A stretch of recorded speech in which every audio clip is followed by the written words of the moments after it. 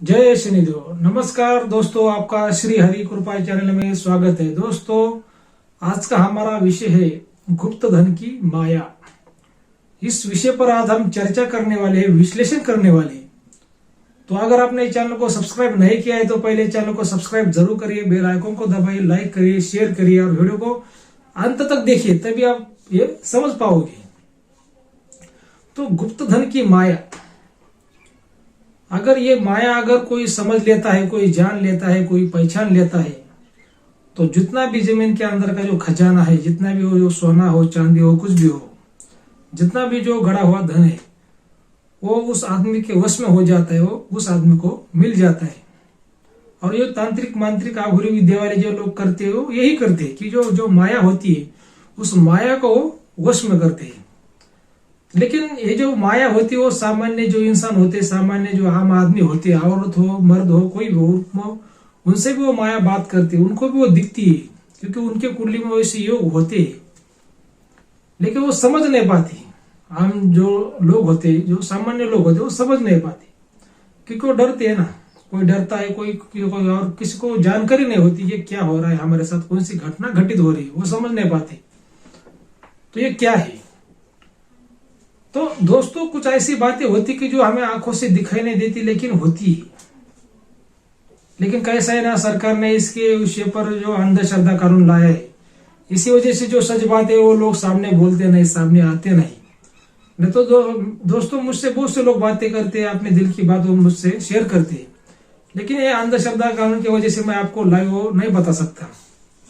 लेकिन कुछ ऐसी बातें होती है कि वो हमें आंखों से दिखाई नहीं देती, लेकिन होती है। तो एग्जाम्पल अगर मैं आपको बता दूं तो जैसे बिजली के तार में करंट होता है, लेकिन हमें वो आंखों से दिखाई नहीं देता। जब हम उसको छूते हैं तो वो दिखाई देता है। जैसे हवा होती है, लेकिन हमें वो आंखों से दिखाई नहीं देती है क्या? जैसे भगवान होते हैं, लेकिन हमें वो लाइव आंखों से दिखाई नहीं देते, हमें सिर्फ वो मूर्ति में दिखाई देती है। लेकिन सबसे बड़ा अगर मैं आपको उदाहरण दूं तो ये दोस्तों कि अगर राम है, आप राम की शक्तियों को मानते हैं, अगर आप राम को मानते हैं तो इतना समझ लीजिए कि राम है तो रावण है। जब राम की शक्तियां है तो रावण की भी शक्तियां है।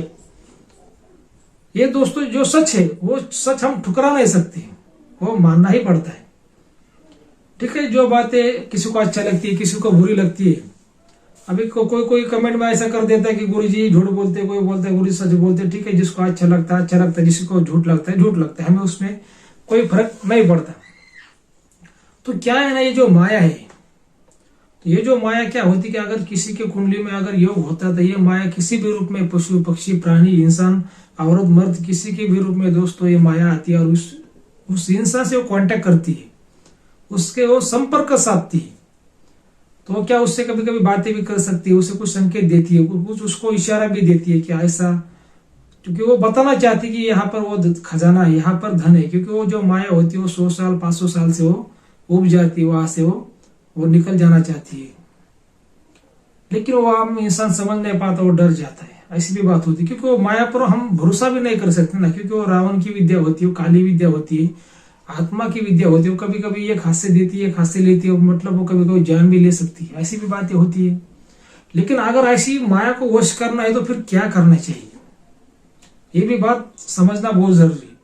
लेकिन कैसा, आम इंसान के पास उतनी हिम्मत होती नहीं, उतनी शक्ति होती नहीं, उतनी जानकारी होती नहीं, इसी वजह से उसको वश नहीं कर पाता। लेकिन उसको वश करने का बहुत सा आसान सा उपाय है। जब वो किसी रूप में अगर आपके सामने वो माया आती है और आपसे बात करती है, आपको वो खजाने का आपको दर्शन दिखाती है, तो क्या करना चाहिए? उस माया के जो चोटियों के जो बाल होते वो काट लेना चाहिए, और वो काट कर वो बाल अपने पास वो रख देने चाहिए। तब वो माया आपको वश हो जाती है और आपको पूरे खजाने को मालिक बना देती है।